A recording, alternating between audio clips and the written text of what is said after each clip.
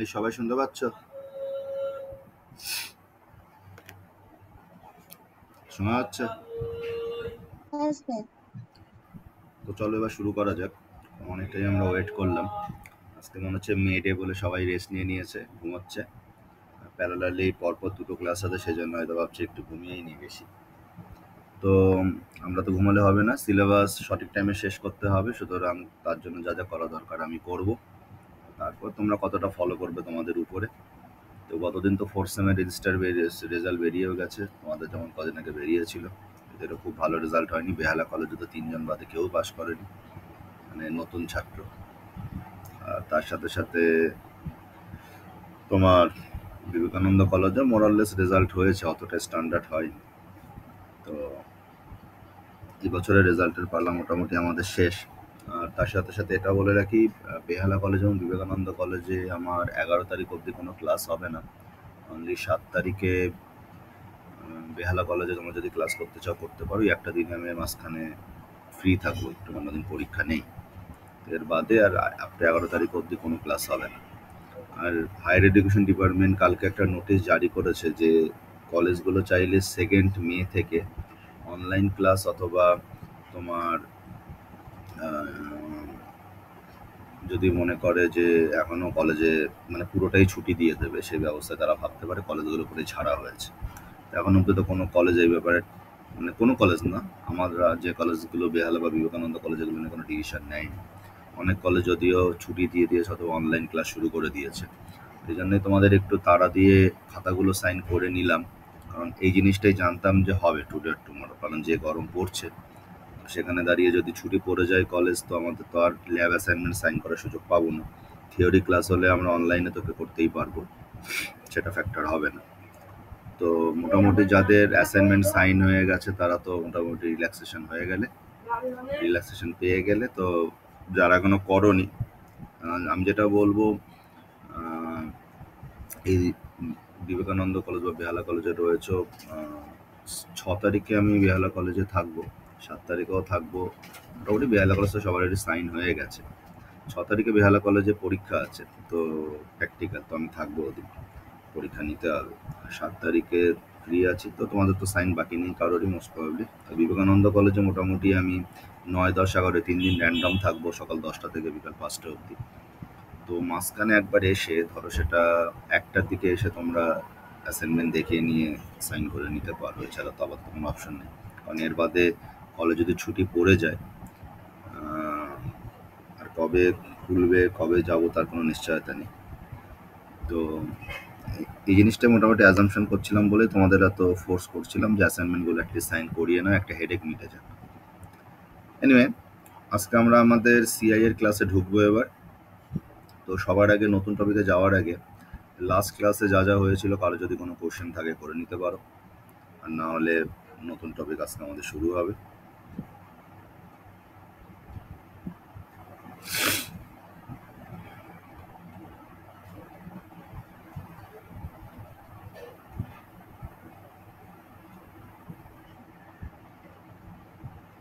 Hopefully সবাই screen দেখতে পাচ্ছ।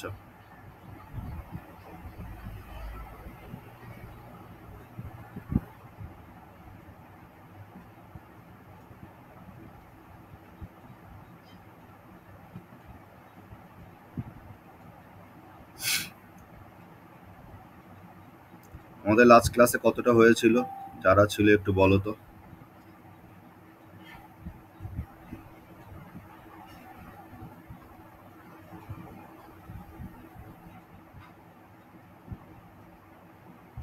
IDDFS মোস্ট প্রবলি আমাদের হয়ে গেছিল। আমরা এই ম্যাথগুলো দেখেছিলাম। এ স্টার আমার মনে হচ্ছে হয়ে গেছে।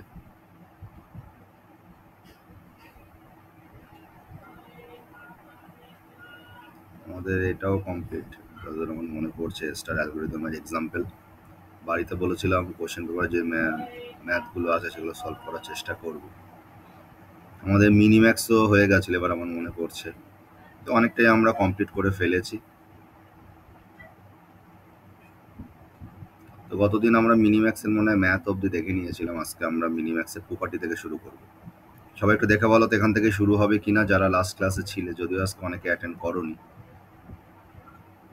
আমার যতদূর মনে হচ্ছে আজকে এখান থেকে শুরু হবে।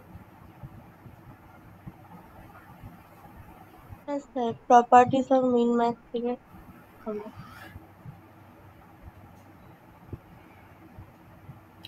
তো আমাদের এই সেমিস্টারে এআই আর অটোমাটাটাই আমাদের একটু হেডেক দেবে, কারণ এখানে একদম নতুন টপিক এবং ম্যাথের অনেক ব্যাপার রয়েছে। তো সেই জন্য আমরা থরলি হাতে ধরে জিনিসগুলোকে আইডেন্টিফাই করব। সে তুলনায় মাল্টিমিডিয়া প্রচণ্ড ইজি গোয়িং টপিক। এই জন্যই তোমাদের কলেজগুলোতে, যেগুলোতে অ্যাটলিস্ট আমি অ্যাটাচড আছি, ফোর্স করে মাল্টিমিডিয়া শুরু করেছে। গেলে আমরা না, প্রায় 128টা কলেজেই মাল্টিমিডিয়া প্রোভাইড করা হয়েছে। 3-4টে কলেজে খালি জাস্ট তোমার এমবেডেড সিস্টেম দেওয়া হয়েছে। তো দেখতেই পাচ্ছ আমাদের আলটিমেট লাস্ট সেমিস্টারে আমাদের তো সবই ওভারভিউ সিলেবাস। এমবেডেড সিস্টেম পড়েও সিলেবাসে যা আছে তুমি প্র্যাকটিক্যালি কোনো ইমপ্লিমেন্টেশন করতে পারবে না, বরং হেডেকটাই বেড়ে যায়। এই জন্যই আমরা নিই। সে তুলনায় আমাদের লাস্ট সেমিস্টারে টার্গেটে হওয়া উচিত যতটা পারি এবার আমরা মার্ক বাড়িয়ে নেব, কারণ এই সেমিস্টারে অ্যাজ যা যা আমরা শিখছি একমাত্র প্রজেক্টেড এনভায়রনমেন্ট ছাড়া আর কোনোটাই আমাদের ফিউচারে খুব একটা ক্যারিয়ারে কাজে লাগবে না। সে তুমি জেকাতে বসো অথবা আইটি সেক্টরে যাও, সফটওয়্যার ইঞ্জিনিয়ারিং এর কনসেপ্ট কিছুটা কাজে লাগবে। তো সেটা তো আমরা মোটামুটি কিছুটা কম দেখতেই পাচ্ছি। এর বাদে সিক্স সেমিস্টারটা যা যা আমরা শিখছি আমাদের ফিউচারে কোথাও কোনো কাজে লাগবে না। ভবিষ্যতে তুমি যদি, হ্যাঁ, মেশিন লার্নিং সব জায়গায় খুব অ্যাটাচড হয়ে গেছে, সেখানে প্র্যাকটিক্যাল মেশিন লার্নিং এর বড় একটা ভূমিকা রয়েছে।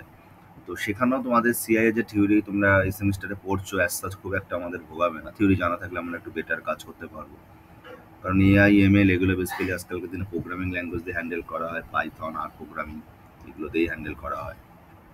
সেই জায়গায় দাঁড়িয়ে প্র্যাকটিক্যাল ইমপ্লিমেন্টেশনটা আমাদের বেটার জানা দরকার। আর তার সাথে সাথে স্ট্যাট রিলেটেড একটু নলেজ থাকলে আমরা আরও বেটার কাজ করতে পারি যখন আমরা তোমার এগুলোকে নিয়ে হ্যান্ডেল করি। তো সেই জন্যেই আমরা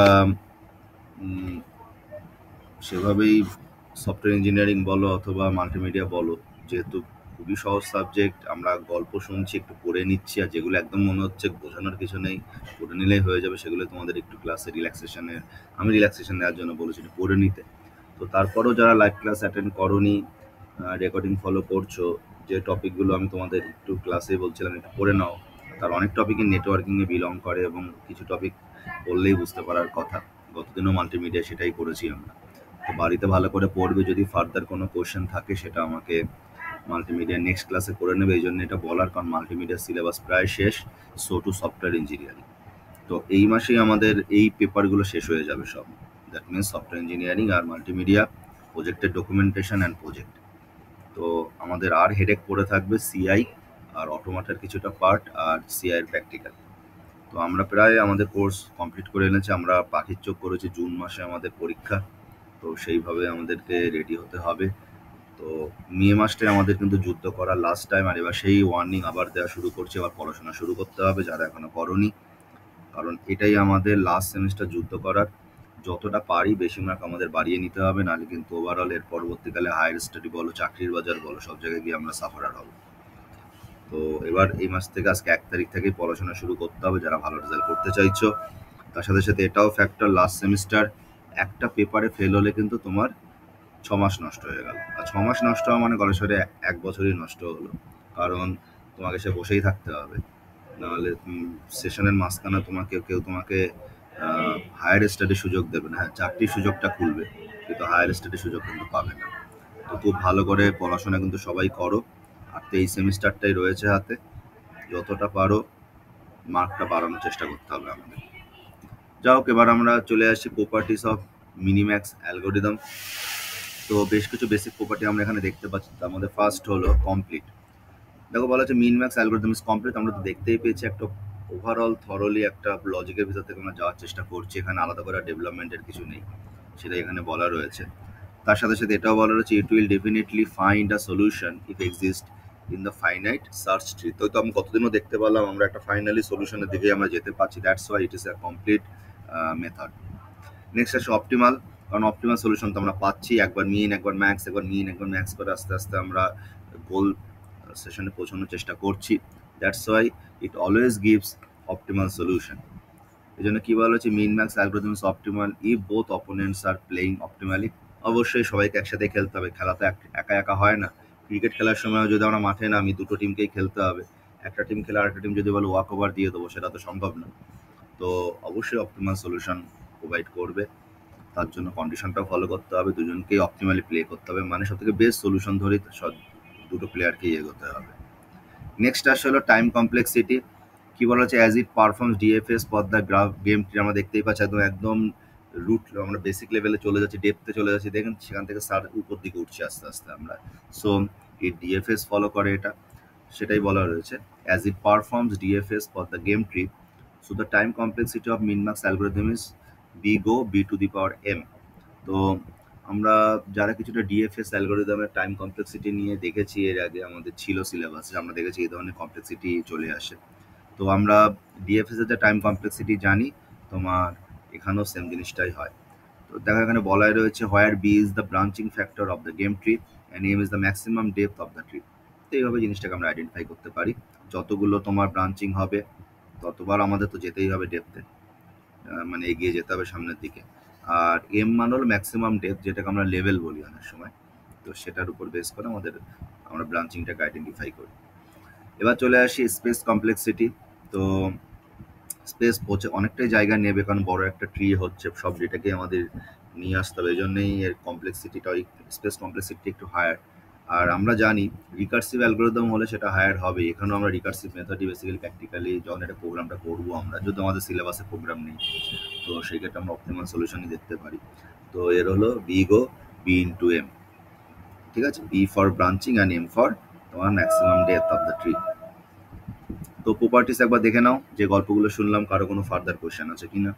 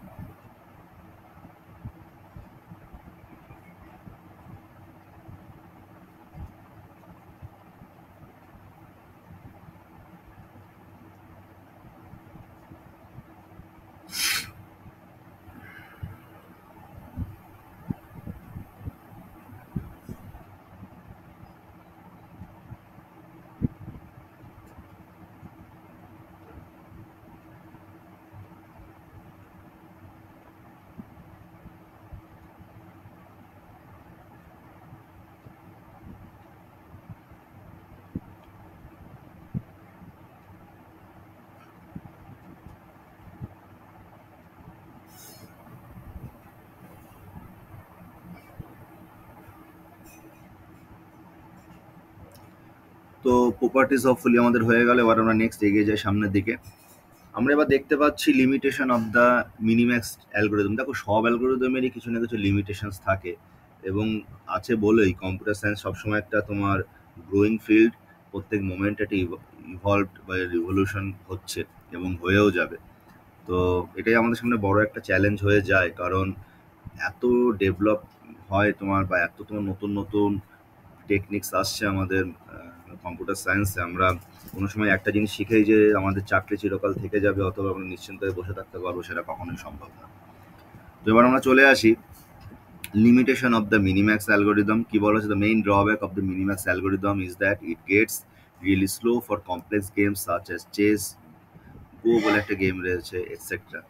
তো কারণ বারবার আমি একটু আগেই বললাম, ট্রি যখন তৈরি হচ্ছে রিকার্সিভলি কাজটা এগিয়ে যায় সামনের দিকে, আস্তে আস্তে তোমার যত বড় হবে ট্রি অবশ্যই কমপ্লেক্সিটিস বাড়তেই থাকবে। তো চেজের ক্ষেত্রে আমরা জানি চাল হচ্ছে আবার চাল হচ্ছে, তো আস্তে আস্তে প্রচুর চাল বাড়তেই থাকে। তো এইসব জায়গাতে তোমার মেমোরিও স্পেস কমপ্লেক্সিটি এবং তোমার টাইম কমপ্লেক্সিটি দুটোই আমাদের সামনে একটা ফ্যাক্টর হয়ে যায়। তার সাথে সাথে দেখো এটাও বলা রয়েছে, this type of games has a huge branching factor and the player has lots of choices or to decide. হয় যখন আমরা কোনো একটা চেস খেলি, আমাদের সামনে অনেক চাল থাকে মানে অপশন হিসেবে, তো তার মধ্যে যেটা অপটিমাল সেটাই আমরা নেওয়ার চেষ্টা করি, মানে আমাদের সামনে অপশনও প্রচুর। তো সেটা এখানে বলা রয়েছে, this limitation of the minimax algorithm can be improved from alpha beta pruning which we have discussed. আমাদের এরপর আলফা বেটা প্রুনিং বলে একটা টপিক আমরা আলোচনা করবো, যেটাতে আমরা তোমার মিনিম্যাক্স অ্যালগোরিদমের এই যে ড্রব্যাকটা রয়েছে সেটাকে কিছুটা ইমপ্রুভ করাতে পারি। তো এখন একটু হিব্রু থাক, আমরা এর পরে পড়বো, এবং খুব ইম্পর্টেন্ট আলফা বেটা প্রুনিং, আমরা দেখতেই পারবো। তো এবার অ্যাকর্ডিং টু সিলেবাস আমরা আমাদের নেক্সট টপিক আসছে, যেটাকে বলা হচ্ছে রুল বেসড সিস্টেম। তো আরেকটা মোস্ট ইম্পর্টেন্ট টপিক এই চ্যাপ্টারটা এই জন্য আমাদের খুব বড় চ্যাপ্টার, কারণ এই চ্যাপ্টার থেকেই মোটামুটি যদি আমরা ঠিকঠাক স্ট্যান্ডার্ড কোয়েশ্চেন আসে আমাদের পাস হয়ে যেতে পারে। এত টপিক রয়েছে এই সিলেবাসটাতে, এবং তোমাদের সিলেবাসের সেই একটা অদ্ভুত ব্যাপার, পরবর্তী চ্যাপ্টারগুলো তো অনেক চ্যাপ্টার দেখবে এই জিনিসগুলো আবার ঘুরে ঘুরে আসছে। তো আমরা কোনো জায়গায় কোনো শর্টকাট করিনি, যেভাবে যা ঘুরে এসেছে বারবার করে সেভাবেই আমি তোমাদের নোট তৈরি করেছি এবং সেভাবে প্রোভাইড করে দেবো। এবার আসছি আমরা রুল বেস সিস্টেম। দেখো কি বলা হচ্ছে, rule base systems also known as production systems or expert system are the simplest form of AI, artificial intelligence. Next কি বলা হচ্ছে, rule base system uses rules as the knowledge representation for knowledge code coded into the system.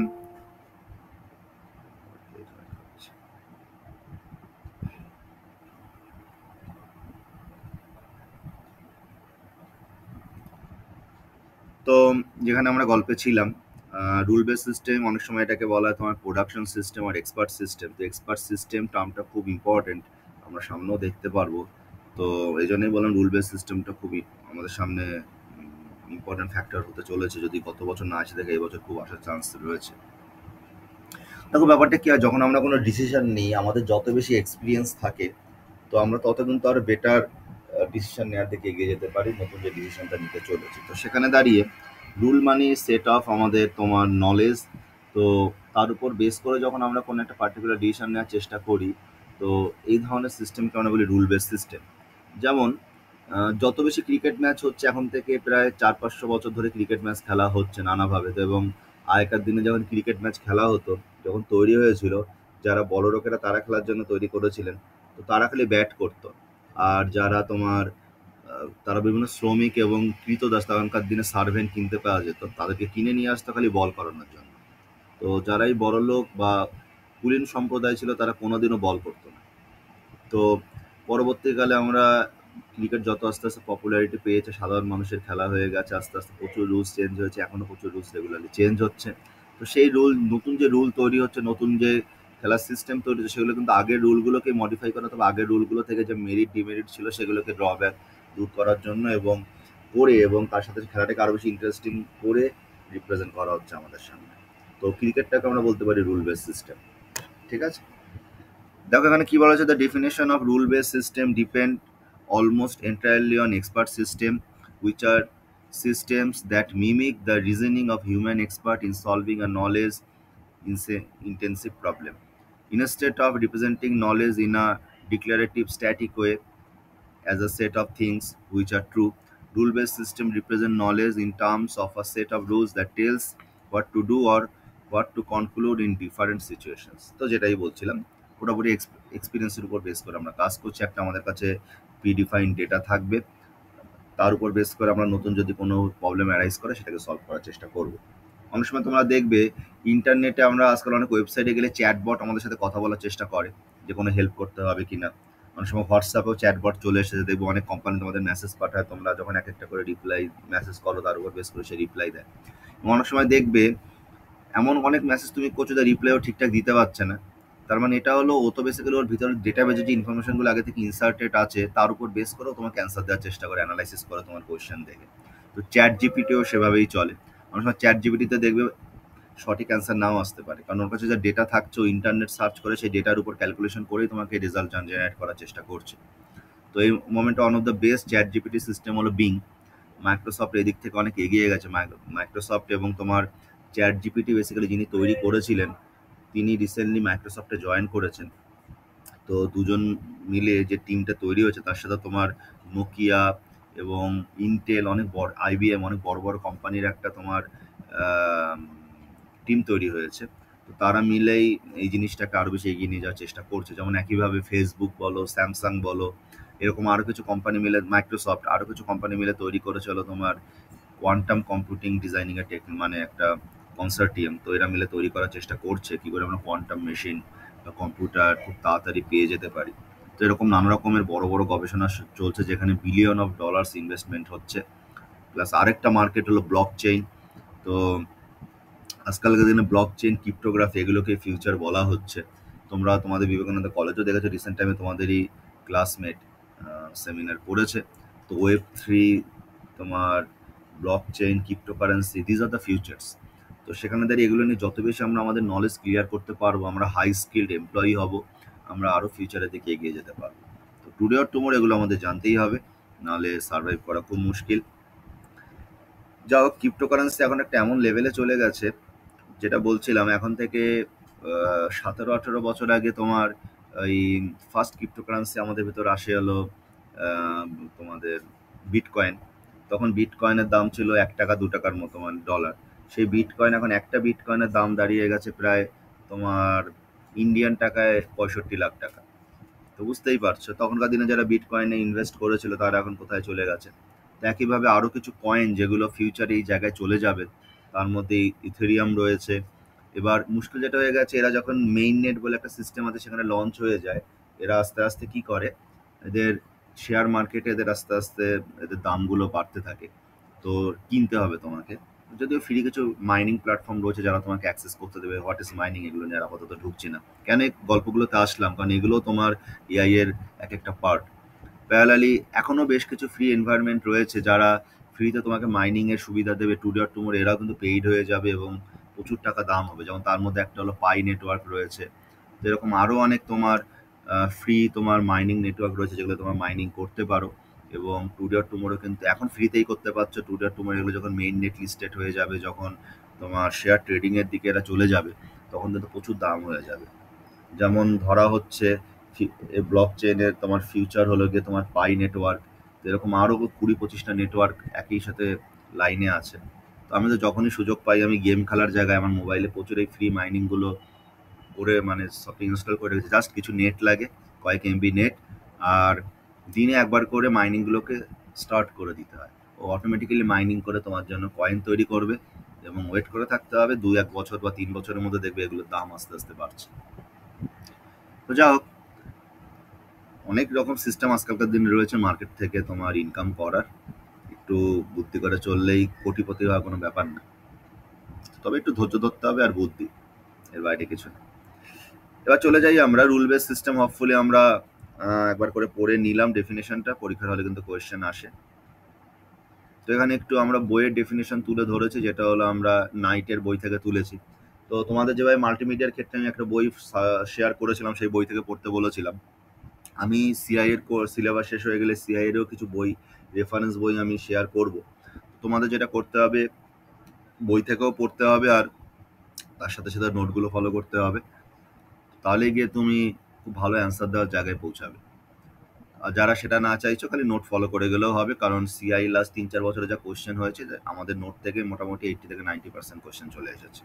তো আশা করছি এই বছরও সেটা হওয়ার chance হবে, কারণ এখন ইউনিভার্সিটি আস্তে আস্তে আমাদের পাশ করিয়ে দিতে চাইছে। তো সেখানে দাঁড়িয়ে আশা করছি খুব বেশি আর এক্সপেরিমেন্টের দিকে যাবে না।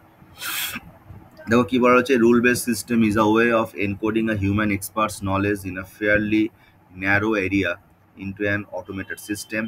A rule based system can be simply created by using a set of assertions and a set of rules that specify how to act on the assertion set.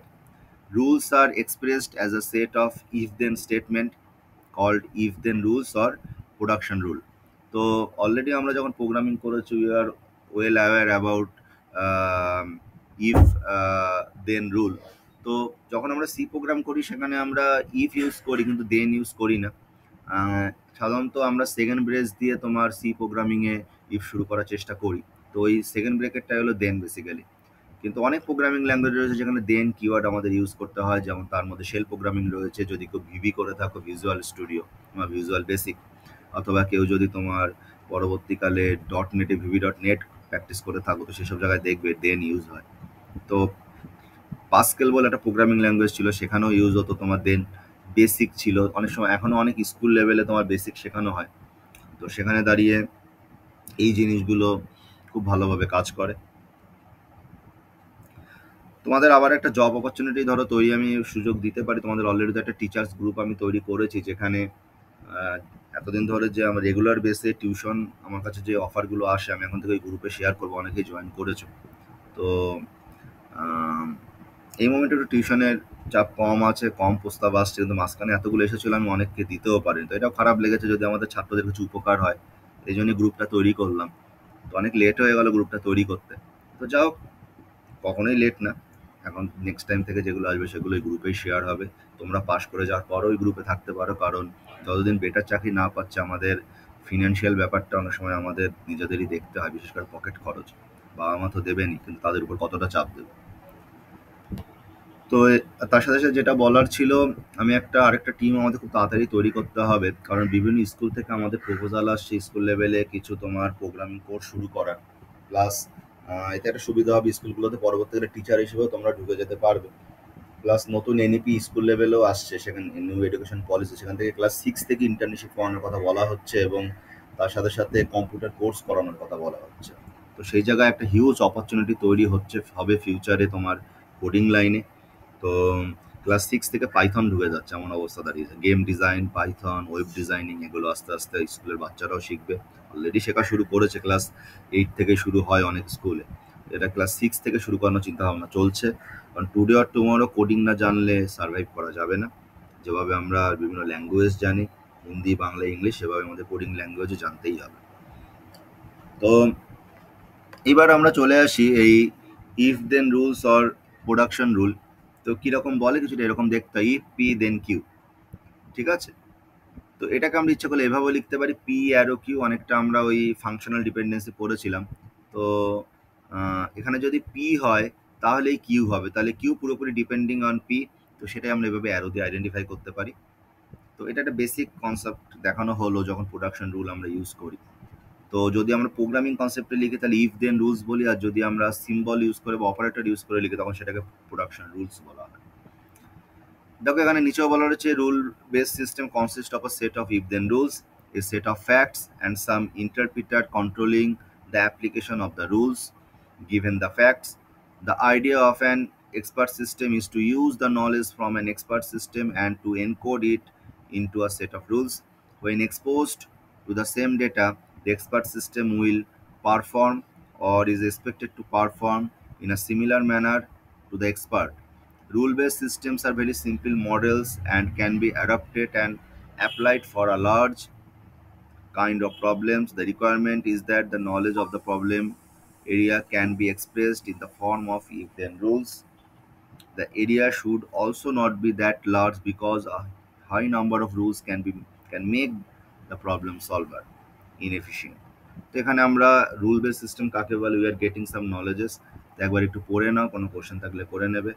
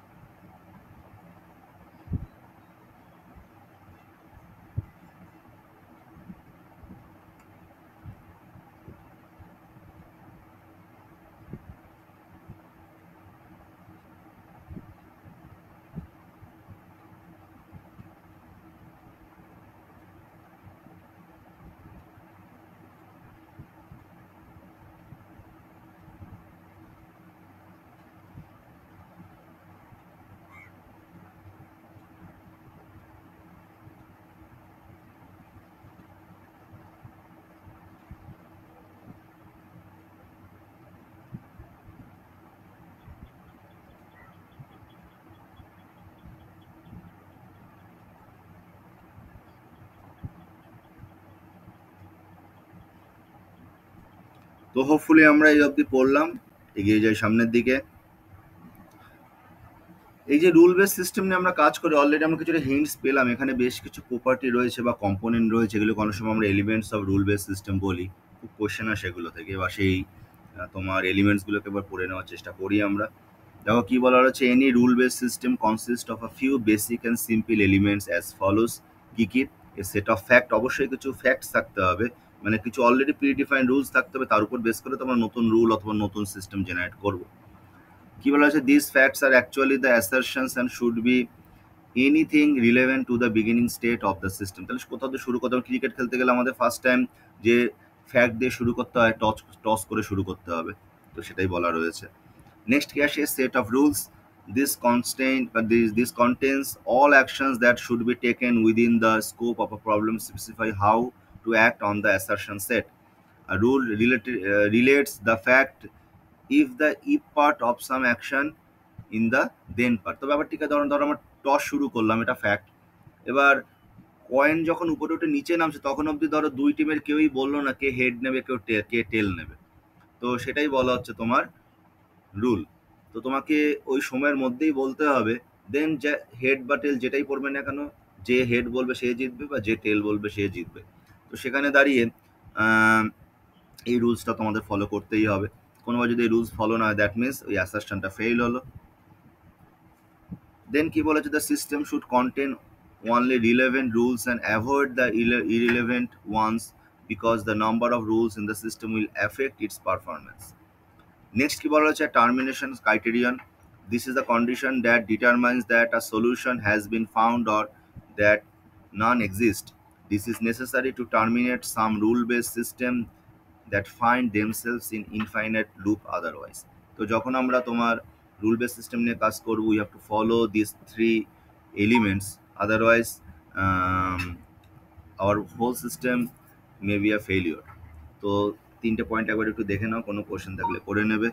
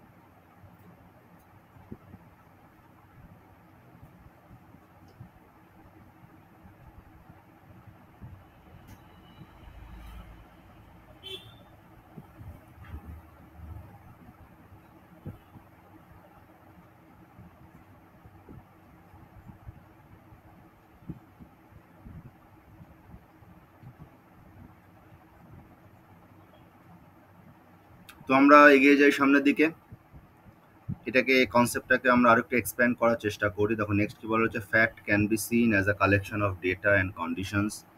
Data associates the value of characteristics with a thing and conditions perform test of the values of characteristics to determine if something is of interest, perhaps the correct classification of something or whether an event has taken place.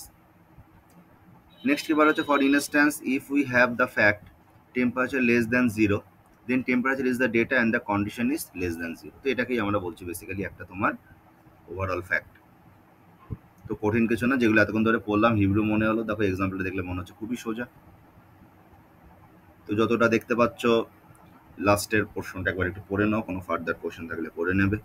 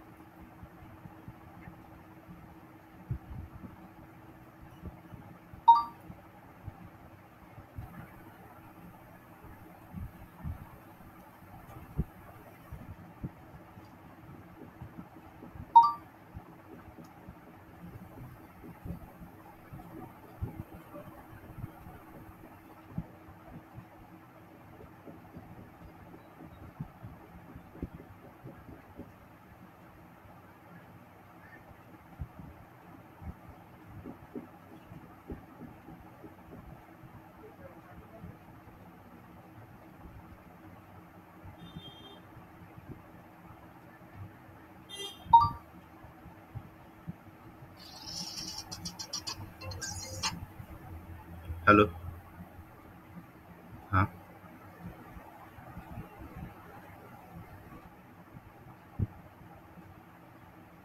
হ্যাঁ teacher আছে।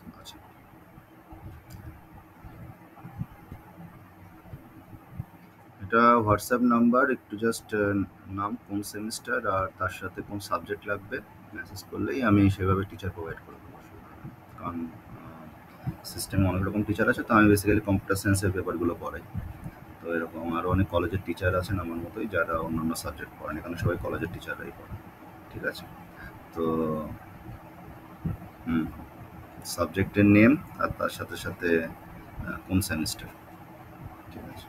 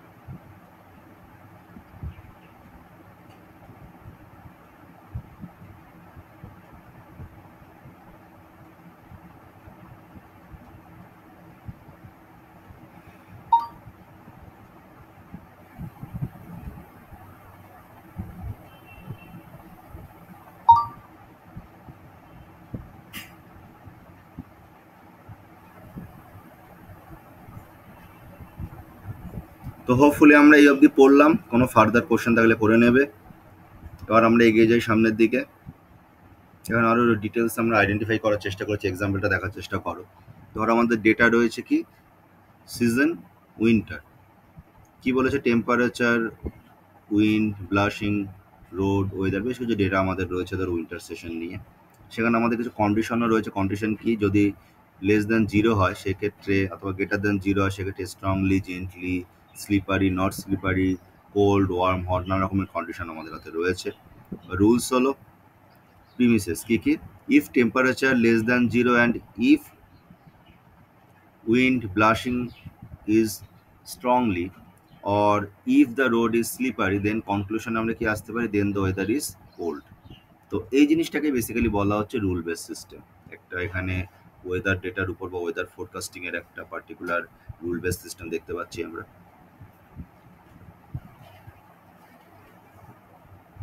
তো একবার টেবিলটা দেখে নাও, কোনো further question থাকলে করে নেবে।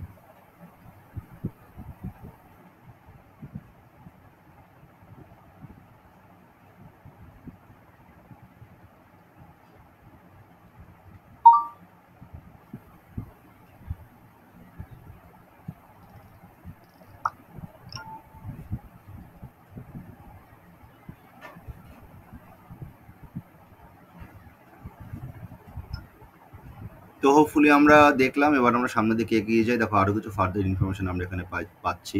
তো পরীক্ষায় যদি রুল বেস সিস্টেম আসে তাহলে এক্সাম্পল তোমরা প্রোভাইড করতে পারো, অথবা যদি বলে যে what are the components of rule base system, তো সেক্ষেত্রে এক্সাম্পলটা তোমরা প্রোভাইড করতে পারো ডিপেন্ডিং অন মার্কস।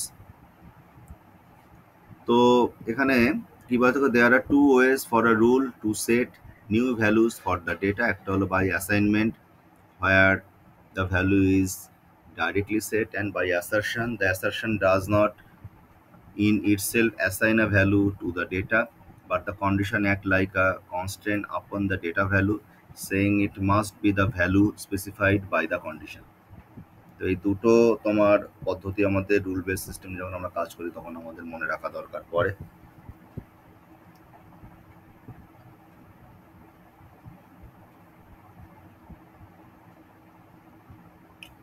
তো হোপফুলি কিছু বেসিক ধারণা আমরা পেলাম রুল বেস সিস্টেম নিয়ে। এবার একটু আমরা চলে যাই, how does a rule base system work, কীভাবে আরও কাজ করে, মানে ভালো মানে কাজ করে সেটা আরও বেটারভাবে আমরা জানার চেষ্টা করবো।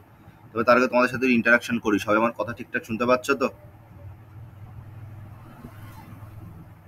শোনা যাচ্ছে?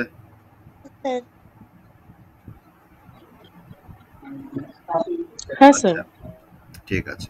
তো কোনো কোয়েশ্চেন হলে করে নেবে, কারণ যত চেষ্টা করছি খুব ইজিভাবে গল্পগুলো বলার। এবার চলে আসি, how does a rule base system work. দেখো বলা হচ্ছে rule base system begin with humans programming a set of instruction into a computer. Rule based systems are often different from each other in practice while remaining similar in principle. For example, a doctor may incorporate the assistant for of a computer with a rule based system for aiding the diagnostic process. Alternatively, a rule based system may be applied in game strategy, helping guide a chess player, for example. তো দুভাবে কাজটা হতে পারে। এবার computer ভিতরে ধর আমাদের অনেকগুলো তোমার কোন রোগ হলে কি লিখতে হবে অথবা কিভাবে রিপোর্ট তৈরি করতে হবে, প্যাথোলজিক্যাল অ্যাপের রিপোর্টগুলো আজকে তোমরা দেখবো অনলাইন বেস হয়ে গেছে, অথবা আমাদের প্রিন্ট আউট বের করে দেওয়া হয়। ডাক্তাররা তো বলে দিল হ্যাঁ এইভাবে হবে, রোগের সিমটমগুলো বলে দিল, অটোমেটিক্যালি সিস্টেমে জেনারেট করে দিল যে এই মেডিসিনগুলো অ্যাপ্লাই করতে হবে, অথবা এই প্রিকশনগুলো অ্যাপ্লাই করতে হবে, অথবা এই ফার্দার টেস্টগুলো করতে হবে। অনেক সময় আবার ডাক্তারই সাজেস্ট করতে পারেন যে এই পয়েন্টগুলো মেনশন করো, এই টেস্টগুলো মেনশন করো। তো এটা একটা ভাইস ভার্সা হওয়া উচিত। এটা একটা ভাবে হতে পারে। অনেক সময় দেখবো অনেক সিস্টেম আমাদেরকে নিজেরাই অ্যাডভাইস দেওয়ার চেষ্টা করে যে কিভাবে আমাদের ফার্দার প্রসেস করতে হবে। ঠিক আছে? যেমন গেমগুলোতে অনেক সময় থাকে, দেখবে তোমাকে ওরা হিন্টস দেয় যে কিভাবে আমরা এগোবো। অনেক গেমে এই ধরনের সিস্টেম আছে, তো এগুলোকে সবকটা আমরা রুল বেস সিস্টেম এর আন্ডারে পড়ি এবং তার এক্সাম্পল হিসেবে আইডেন্টিফাই করতে পারি। তো যতটা স্ক্রিনে দেখতে পাচ্ছ জাস্ট একবার পড়ে নাও, কোনো ফার্দার কোশ্চেন থাকলে করে নেবে।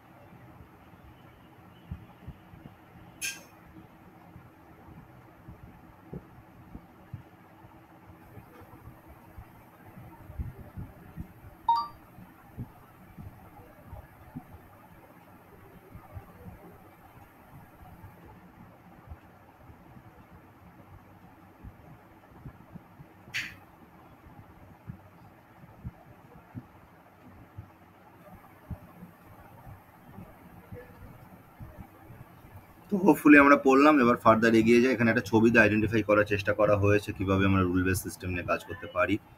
দেখা বলা হচ্ছে নলেজ বেস রুলস, তার সাথে একটা ইনফারেন্স ইঞ্জিন থাকে যার কাজই হলো রুলের সাথে আমাদের অপারেটরগুলোকে অ্যাটাচড করা বা কন্ডিশনগুলোকে অ্যাটাচড করা। ফাইনালি আমরা প্রপার নলেজ অ্যাকুইজিশন অবশ্যই থাকতে হবে, কারণ ডেটাবেস না থাকলে আমরা কাজ করতে পারবো না। ফাইনালি আমাদের সেখান থেকে কিছু এক্সপার্ট, যেমন ডাক্তার এক্সপার্ট এখানে, আর নলেজ ইঞ্জিনিয়ার থাকে কিছু, যারা তোমার ইনপুট দেওয়ার চেষ্টা করে যে কিভাবে আমরা লজিকগুলোকে ডেভেলপ করব। তাহলে ওভারঅল একটা ভাইস ভার্সা সিস্টেম নিয়ে আমাদের তোমার কাজ করে আমাদের রুল বেস সিস্টেম।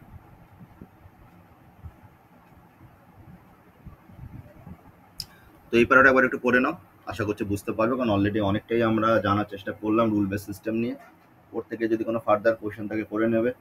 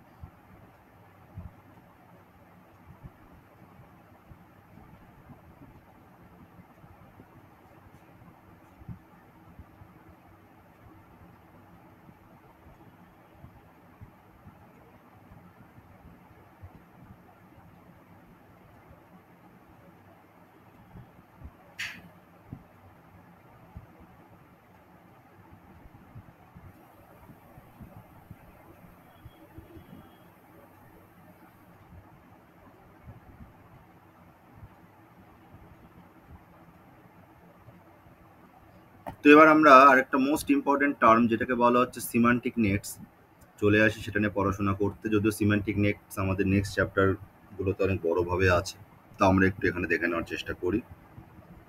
খাতায় সিমান্টিক নেটস টাইটেল দিয়ে দুটো তিনটে স্টার দিয়ে রাখতে পারো, খুব ইম্পর্টেন্ট পার্ট। দেখো কি বলেছে, semantic nets are an alternative to predicate logic as a form of knowledge representation. The idea is that we can store our knowledge in the form of a graph with nodes representing objects in the world and arcs representing relationship between those objects. For example, তাহলে বুঝতেই পারছো কিছুটা graph related কিছু ছবি আমাদের সামনে আসতে যাচ্ছে। So this is a semantic net. তোমরা এর উপর বেস করে সামনে দেখবে তোমাদের প্রোলগের প্রোগ্রামও আমাদের করতে হবে, দেখতে পারবে।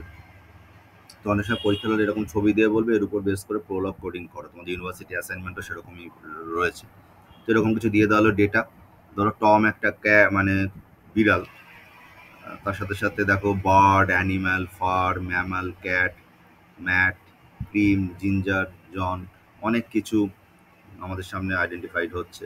তো সেখান থেকে আমরা কিছু কনক্লুশনে আসতে পারি, যেমন ধরো Tom is a cat, Tom caught a bird, Tom is owned by John. তো দেখো প্রত্যেকটা দাগের উপরে কিছু ইনফরমেশনে মেনশন করা রয়েছে। Tom is ginger in colour, cats like cream, the cat sat on the mat, the cat is a mammal, a bird is an animal, that all mammals are animals, mammals have fur। তো এরকম বেশ কিছু conclusion আমরা আসতে পারি এই data সেটের উপর বেস করে। তাহলে এই যে নেটওয়ার্কটা তৈরি হলো, দেখো আমাদের একটা নলেজ বেস তৈরি করছে এবং সেখান থেকে আমরা বেশ কিছু কনক্লুশনে অথবা তোমার ফ্যাক্ট মানে তোমার পৌঁছতে পারছি রেজাল্টে। তো এই জিনিসটাকে to some extent semantic net বলা হচ্ছে সোজা কথা। তো একবার ডেফিনেশনটা পড়ে নাও, তারপরে এক্সাম্পলটা আমরা দেখে নাও, কারণ পরীক্ষার হলে আসলে আমাদের এক্সাম্পল দিয়ে লেখাটাই বেটার অপশন। তো সিমেন্টিক নেট কাকে বলে করে একটু পড়ে নাও।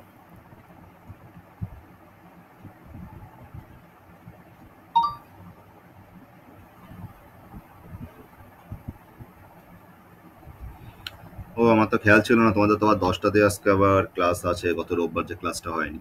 ঠিক আছে, আমরা একটু তোমাদের ব্রেক দিয়ে দেবো, কারণ টানা ক্লাস চলবে না হলে। আমরা তোমার 9:50 কি 55-তে ক্লাস শেষ করে দেবো আজকে, দেন তোমরা ওই ক্লাসটা জয়েন করবে।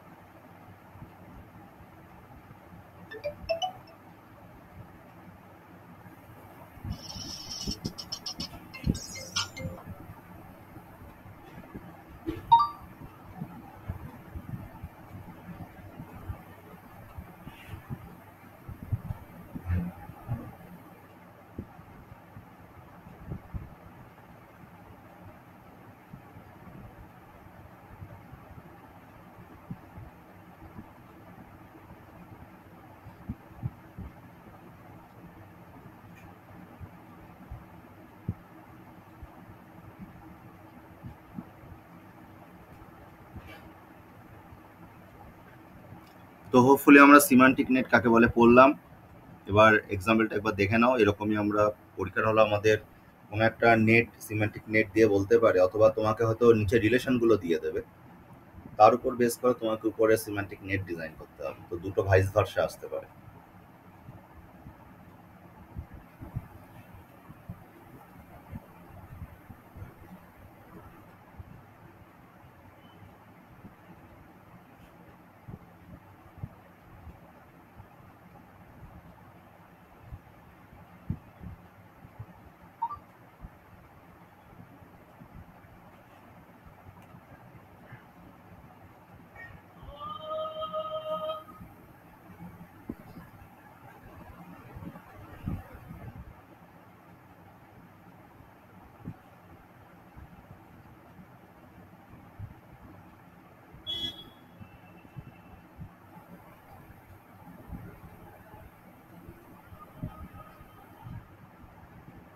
স্যার, বলো।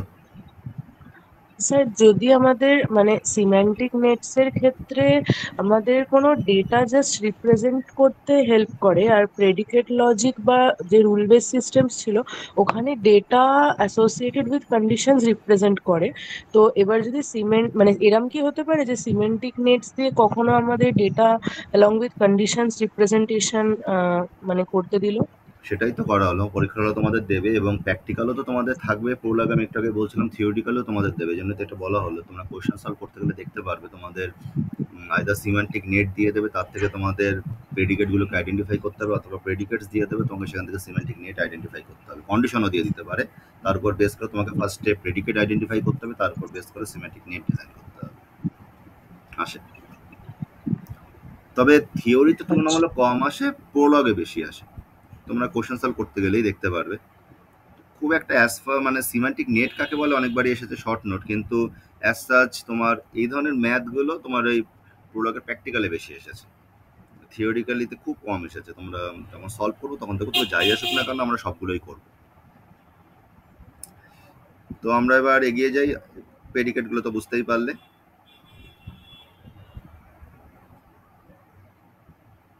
তো এই প্যারাটাও জাস্ট একবার একটু রিডিং দিয়ে নাও, কোনো প্রবলেম হলে আমাকে কোয়েশ্চেন করে নিয়ে পুরো ডিটেলস একটু এলাবোরেট করা রয়েছে যে কথাগুলো আমি এতক্ষণ ধরে বললাম।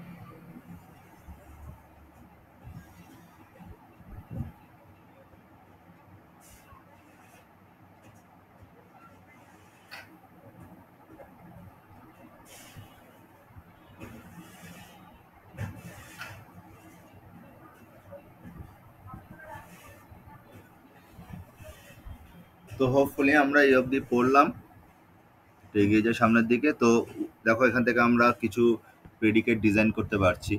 কি বলা রয়েছে, Tom is a cat is represented by cat, the cat sat on the mat is represented by, আমরা এইভাবে তাহলে কিছু এইভাবে আমরা কিছু অ্যাজাম্পশনও আসতে পারি যে কিভাবে আমরা যেগুলোকে শর্টে লিখতে পারি। তো পুরোটা সেন্টেন্সটাকে চাইলে আমরা ক্যাট লিখে ব্র্যাকেটের মধ্যে টম এভাবে লিখে দিতে পারি, আমরা নিচের ভাবেও রিপ্রেজেন্ট করতে পারি। যদি সেটা কি হয়, the cat sat on the mat, সেটাকে আমরা এইভাবে করতে পারি। দেখো belongs to X, belongs to Y, cat হলো এক্স আর ম্যাট হলো ওয়াই, আমরা আইডেন্টিফাই করলাম। তার সাথে স্যাট অন এক্স ওয়াই একসাথে একটা কনজুগেট করা হলো। একই সাথে cat is a mammal represented by, এইভাবেও করতে পারি আমরা।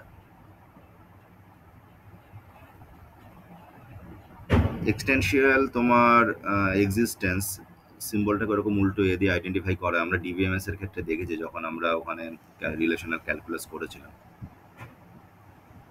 এখানে ফাংশনাল ডিপেন্ডেন্সি তৈরি করা হচ্ছে।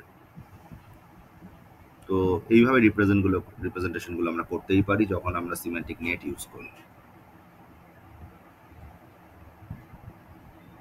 ঠিক আছে, তো এই পুরো জিনিসটা এখানে একটু আলাদা করে বলে দেওয়া রয়েছে, আমি তো শর্টে বলার চেষ্টা করলাম, একবার পুরোটা পড়ে নাও, কোনো কোশ্চেন থাকলে করে নেবে। তো আস্তে আস্তে আমরা একটু ট্রিকি জিনিসপত্রতে ঢুকছি যত এগিয়ে যাব সামনের দিকে।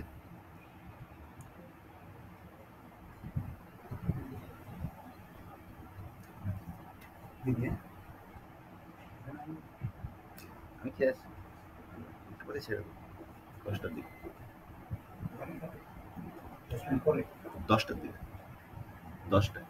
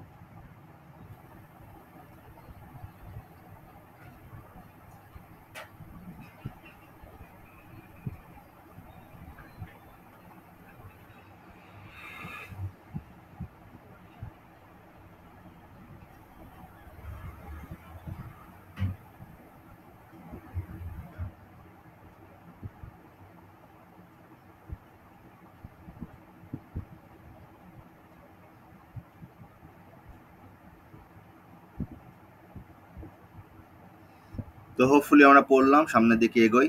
তো দেখো জিনিসটাকে আমরা এইভাবে আইডেন্টিফাই করতে পারি। তো এটাও আর একটা সিমেন্টিক নেটের এক্সাম্পল। এখানে অবজেক্টগুলোকে তোমার যেহেতু ম্যাট বলো, ম্যামেল, অ্যানিম্যাল সবগুলো হলো এক একটা অবজেক্ট। তা সে অবজেক্টেরই এক একটা তোমার, যেমন আমরা এর আগে এন্টিটি যখন এঁকেছি, এন্টিটির সাথে আমরা লাইন টেনে টেনে তার অ্যাট্রিবিউটসগুলোকে আইডেন্টিফাই করেছি। তো ফার বলো অথবা তোমার তার সাথে সাথে কালার বলো, তো সবগুলো এক একটা তোমার তার সাথে রিলেটেড তোমার অ্যাট্রিবিউটস, তোর সাথে যেটা রিলেশন তৈরি করছো তো ওর সাথে অ্যাটাচড রয়েছে।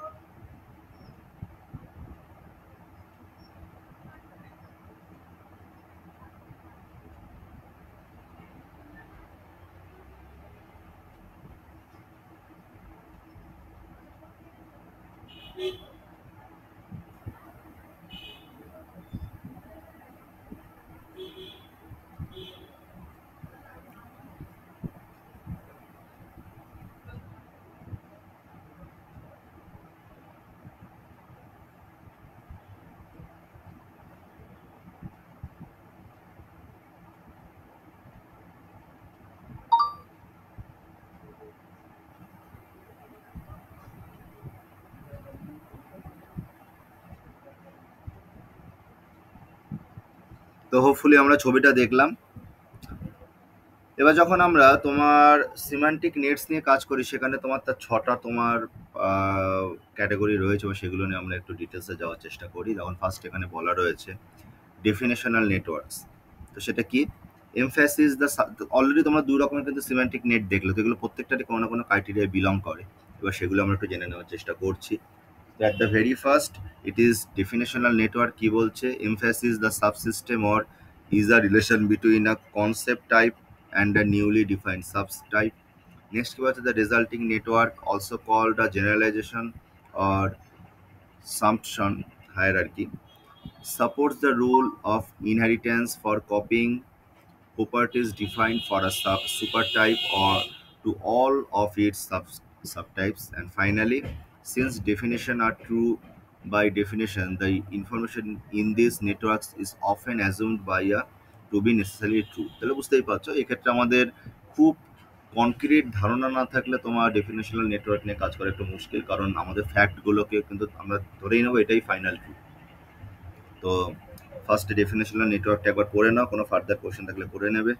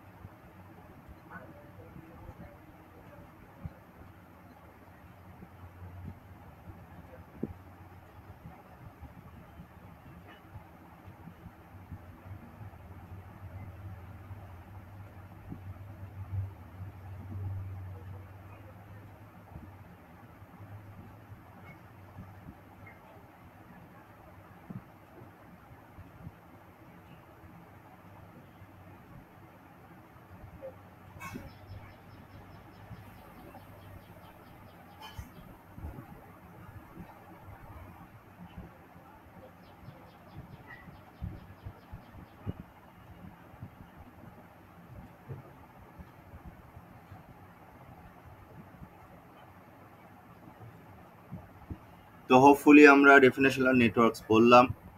এবার এগিয়ে যাই। অ্যাসারশনাল নেটওয়ার্কস কি বলে? Are design to assert propositions, একটু আগে আমরা অ্যাসারশনে কিছু রুলস দেখেছি।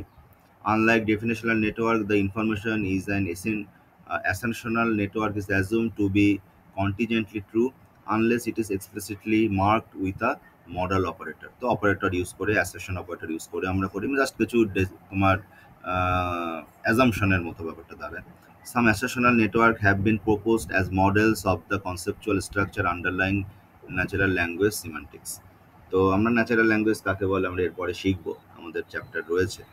তো সেখানে দাঁড়িয়ে একবার অ্যাসারশনাল নেটওয়ার্কটা একবার দেখে নাও। আমরা যখন তোমার ন্যাচারাল নেটওয়ার্ক চ্যাপ্টারে যাব, তখনই আমরা অ্যাসারশনাল নেটওয়ার্ক সম্বন্ধে আরো ডিটেলসে জানতে পারবো।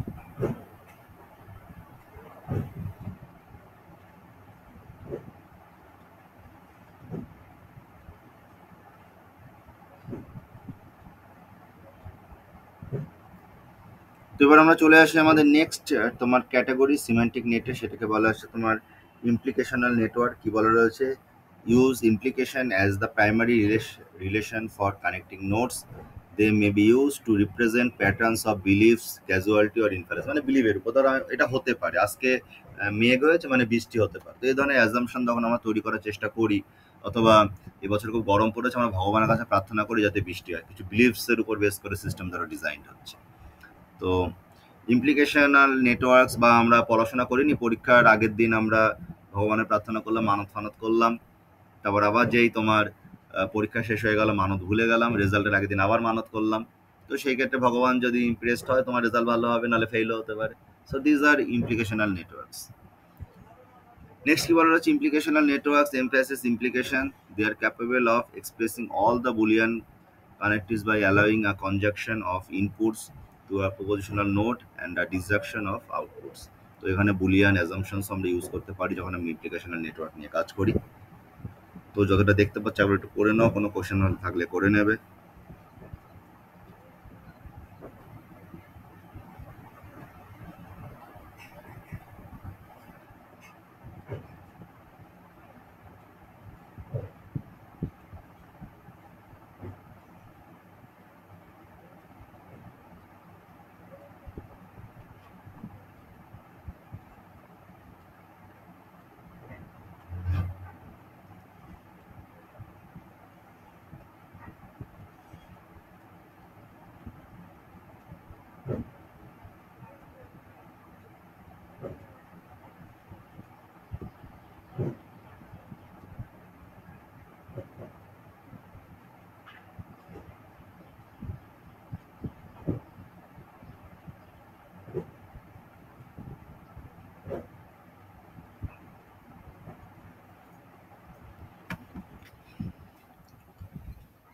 তো ফার্দার এগিয়ে যাই আমরা, নেক্সট আসছে এক্সিকিউটেবল নেটওয়ার্ক। কি বলা হচ্ছে দেখো, ইনক্লুড সাম mechanism such as marker passing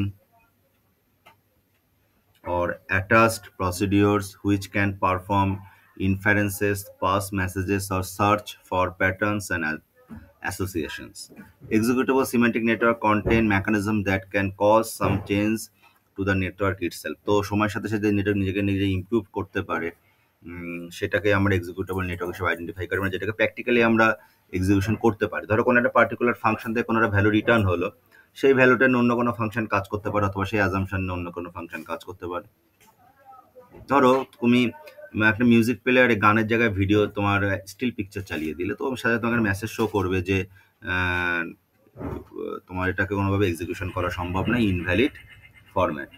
তো সেখানে তুমি যখন ইয়েস বাটনে ক্লিক করবে, দেখবে আবার মিউজিক প্লেয়ারটা অন হয়ে যাবে, বা তোমাকে ওপেন উইন্ডো অন করে দেবে, দিয়ে তোমাকে বলবো অন্য কোনো ফাইল চয়েস করতে।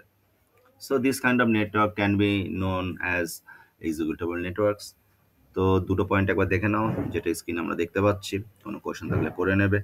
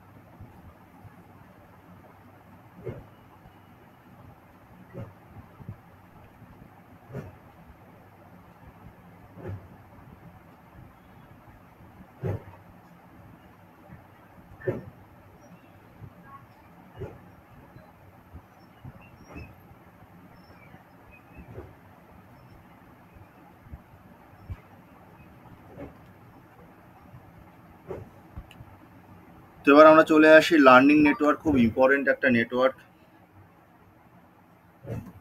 কি বলেছে, build or extend their representations by acquiring knowledge from examples.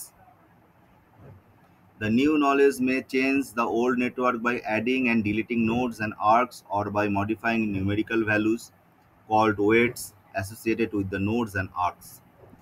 এই উপরে যে ছবিটা আমরা বেসিক্যালি দেখেছিলাম প্রথমে নিউরাল নেটের এক্সাম্পল, সেটা বেসিক্যালি ওয়ান কাইন্ড অফ তোমার লার্নিং নেটওয়ার্কেরই ছবি। The purpose of learning, both from a natural and AI standpoint, is to create modifications that enable the system to respond more effectively with its environment. তো AI এর সাথে কিন্তু সব থেকে বেশি attach learning network. আমরা এরপরে লার্নিং নিয়েও গল্প শুনবো, আমাদের এআই এর একটা ইন্টিগ্রাল পার্ট। তো এই জন্যই এটারই এক্সাম্পল আমরা উপরে দেখতে পাচ্ছিলাম, কারণ আমরা সিআই নিয়েই পড়াশোনা করছি। তো লার্নিং নেটওয়ার্ক একবার একটু পড়ে নাও, কোনো কোশ্চেন থাকলে করে নেবে।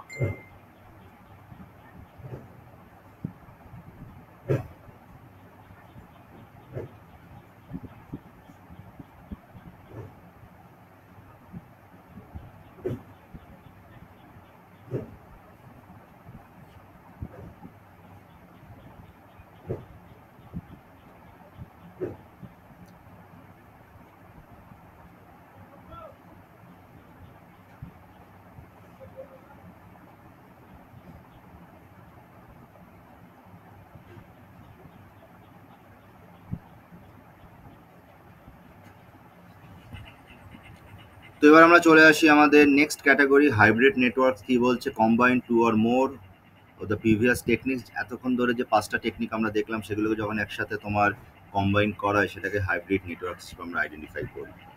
তো যতটা স্ক্রিনে দেখতে পাচ্ছ, একবার একটু পড়ে নাও হাইব্রিড নেটওয়ার্ক, কোনো কোশ্চেন থাকলে করে নেবে।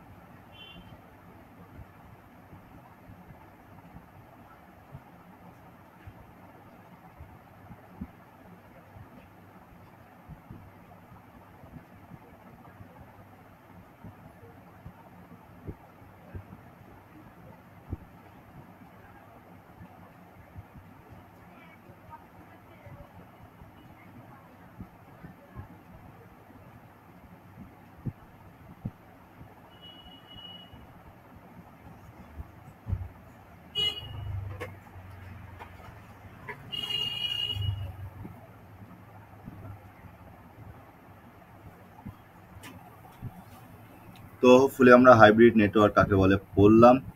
এবার আমরা চলে আসি আরো কিছু মজার জিনিস আমরা সামনে জানবো এই সিমেন্টিক নেটস নিয়ে।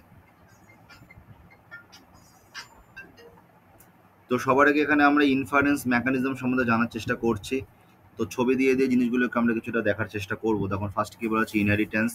এটা কি বলা হচ্ছে, person by default have 2 legs, how many leg does Mary have. তো এখান থেকে আমরা একটা অ্যান্সার পেলাম। তো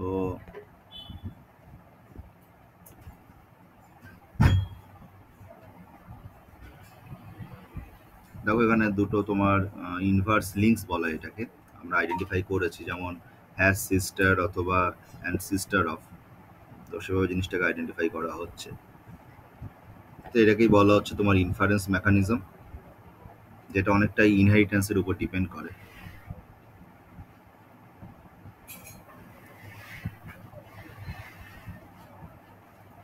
তো দুটো ক্যাটাগরি আমাদের রয়েছে তোমার ইনফারেন্স মেকানিজম, একটা কি ইনহেরিটেন্স যেটা বেসিক পদ্ধতি, আরেকটা হলো কি ইনভার্স লিঙ্কস।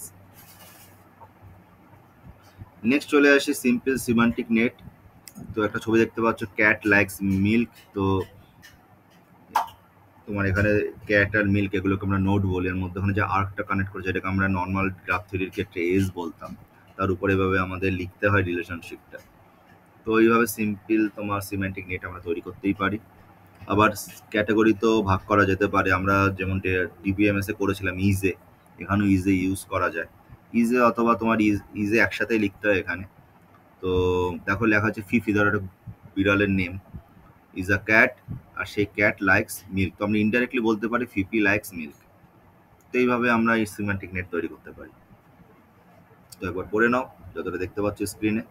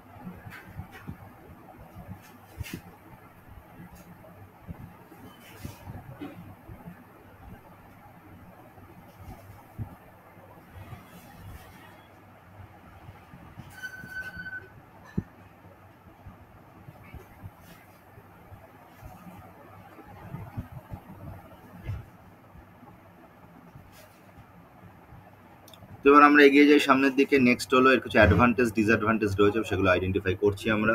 একবার পড়ে নাও, কারণ অলরেডি এতক্ষণ ধরে আমরা সিমেন্টিক নেট সম্বন্ধে অনেক জেনেছি। তো অ্যাডভান্টেজ ডিসঅ্যাডভান্টেজ পড়ে নেওয়ার চেষ্টা করো, যদি কোনো ফার্দার কোশ্চেন থাকে করে নেবে।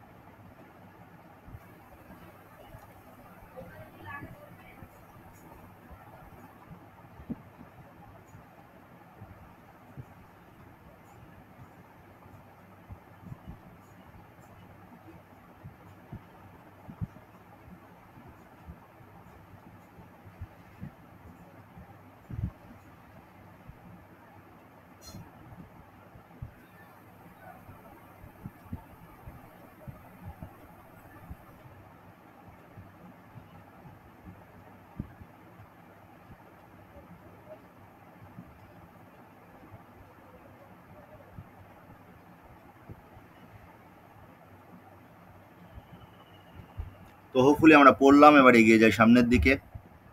আমরা এবার আরেকটা মোস্ট ইম্পর্টেন্ট কনসেপ্ট নিয়ে আলোচনা করতে চলেছি, যেটাকে বলা হয় ফ্রেম। তো এগুলোর উপর বেস করে অনেক সময় ম্যাথ আসে, না আসলেও ফ্রেম সিমেন্টিক নেট কাকে বলে খুব কমন কোয়েশ্চেন। সেটা তোমরা এরপরে যখন এমএসসি লেভেলে যাবে বা এমসিএ লেভেলে যাবে, তখনও সেখানে তোমরা দেখতে পারবে তোমাদের সিলেবাসে এআই থাকবে, সেখানেও দেখবে এই টপিকগুলো আবার ঘুরে ঘুরে আসছে। তো এবার ফ্রেম কাকে বলে তোমরা জেনে নেওয়ার চেষ্টা করি। দেখো এখানেই বলা রয়েছে পরিষ্কারভাবে, a frame is a record like structure which consists of a collection of attributes and its values to describe an entity in the world. Frames are the AI data structure which divides knowledge into substructures by representing stereotypes situations.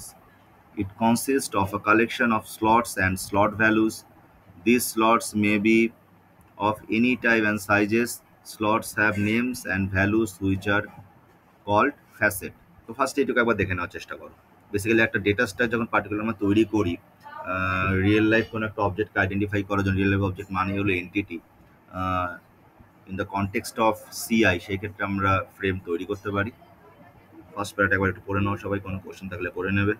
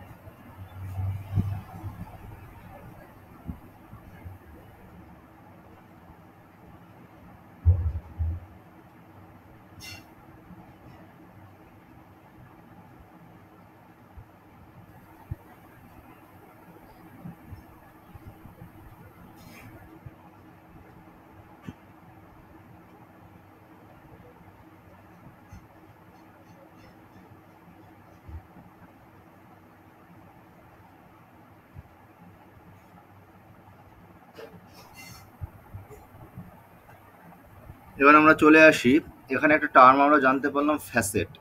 তো facet কাকে বলে এবার আমরা একটু পড়ার চেষ্টা করবো, এগুলো খুব ইম্পর্টেন্ট ডেফিনেশন আসে। দেখো কি বলা রয়েছে, the various aspects of a slot is known as facets. Facets are features of frames which enable us to put constants on the frames. তো যখন কোনো একটা ফ্রেম আমরা তৈরি করি সেখানে যদি কোনো রকমের পার্টিকুলার ফিচার্স আমাদের এনেবল করা দরকার পড়ে বা কোনো কন্ডিশন অ্যাপ্লাই করা দরকার পড়ে, উই ক্যান ইউজ ফ্যাসেট। একটা এক্সাম্পল এখানে বলে দেওয়া রয়েছে, if needed facets are called when data of any particular slot is needed. A frame may consist of any number of slots and the slot may include any number of facets and facets may have any number of values। তাহলে দেখো step by step আমরা এগিয়েছি সামনের দিকে। তো ফ্যাসেটের একটা তোমার ফ্রেমের একটা ইকুইভ্যালেন্ট নামও রয়েছে যেটাকে বলে slot filter knowledge representation. AI এর কনটেক্সটে যদি আমরা ভাবি তাহলে পরীক্ষার হলে কিন্তু ফ্রেমও আসতে পারে, স্লট ফিল্টার নলেজ রিপ্রেজেন্টেশন বলেও আসতে পারে। তো দুটোর মানেই আমরা সেটাকে ফ্রেম হিসেবেই আইডেন্টিফাই করব। তো ফ্যাসেটটা একবার পড়ে নাও, প্যারাটা যদি কোনো ফার্দার কোশ্চেন থাকে করে নেবে।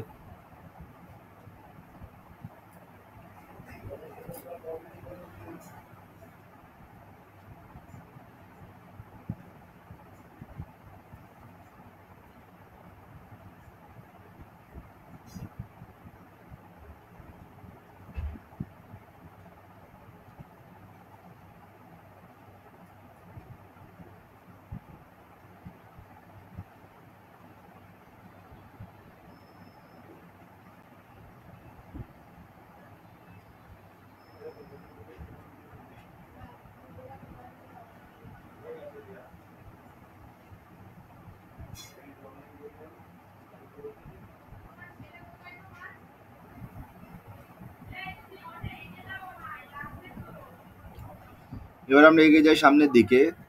দেখো ফার্দার কি বলা রয়েছে, frames are derived from semantic networks and later evolved into our modern day classes and objects. A single frame is not much useful. Frame system consists of a collection of frames which are connected. In the frame, knowledge about an object or event can be stored together in the knowledge base. The frame is a type of technology which is widely used in various applications including natural language processing and machine functions। এটুকু একটু পড়ে নাও, তো এখানে frame সম্বন্ধে আরো কিছু characteristics তুলে ধরা রয়েছে।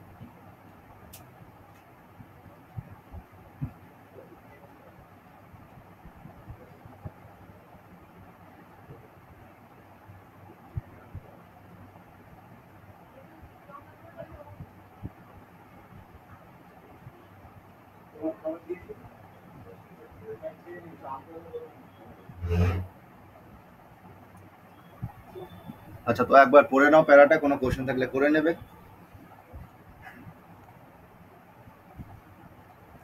তো আমরা একটু এক্সাম্পলের দিকে এগিয়ে যাই। দেখো কি করে একটা একটা বইয়ের ক্ষেত্রে যদি তার ফ্রেম তৈরি করার আমরা চেষ্টা করি, সেখানে এই ফিল্ডগুলো থাকতে পারে।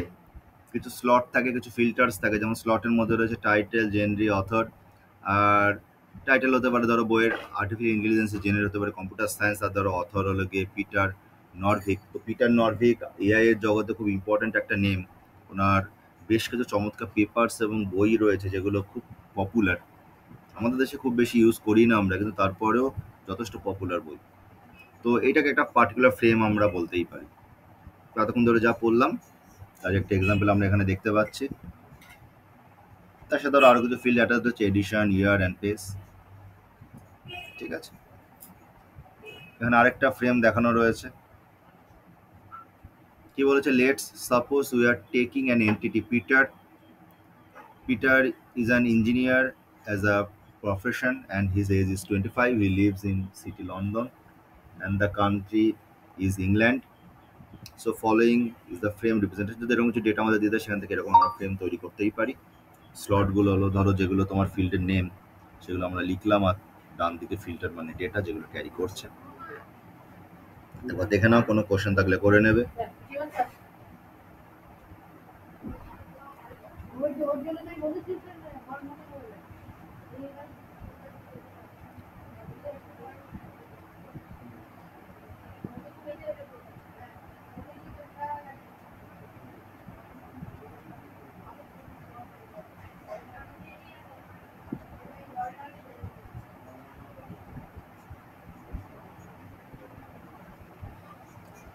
তো হোপফুলি আমরা পড়লাম। তো এবার কিছু অ্যাডভান্টেজ দেখে নেওয়ার চেষ্টা করি ফ্রেমের। এগুলো কিন্তু পরীক্ষার হলে কোশ্চেন আসে। এই আমার সবাই আমার কথা ঠিকঠাক শুনতে পাচ্ছ তো, নাকি ঘুমিয়ে বললে? হ্যাঁ স্যার, শুনতে পাচ্ছি। হুম, এবার আমরা অ্যাডভান্টেজগুলো পড়ে নিই। দেখো, পাঁচটা অ্যাডভান্টেজ এখানে মেনশন করেছি আমরা। তোমরা একবার চোখ বুলিয়ে নাও, যেটা যেটা বুঝতে পারবে না কোশ্চেন করে নাও।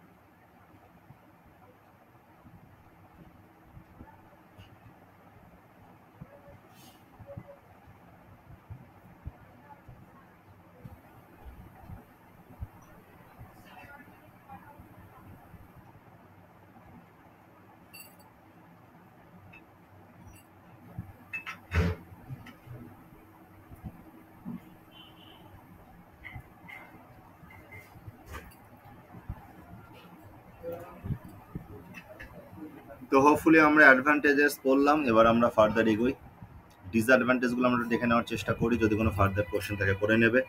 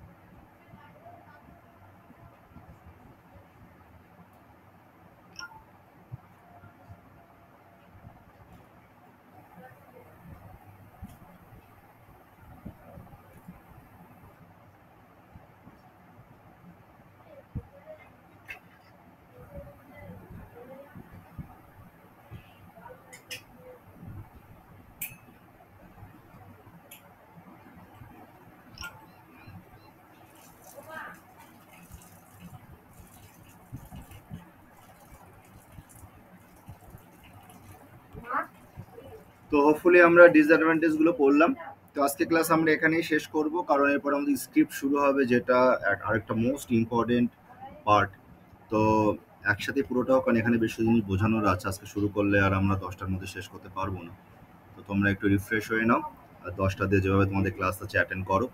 তো একই সাথে সাথে আজকে যতটা অবধি পড়লাম অনেকগুলো ইম্পর্টেন্ট টপিক আমরা প্যারালালি শেষ করলাম। যদি ফার্দার কোনো কোশ্চেন থাকে সবাই একবার একটু দেখে নাও, আর যদি কোনো কোশ্চেন না থাকে তুমি লিভ করে যেতে পারো।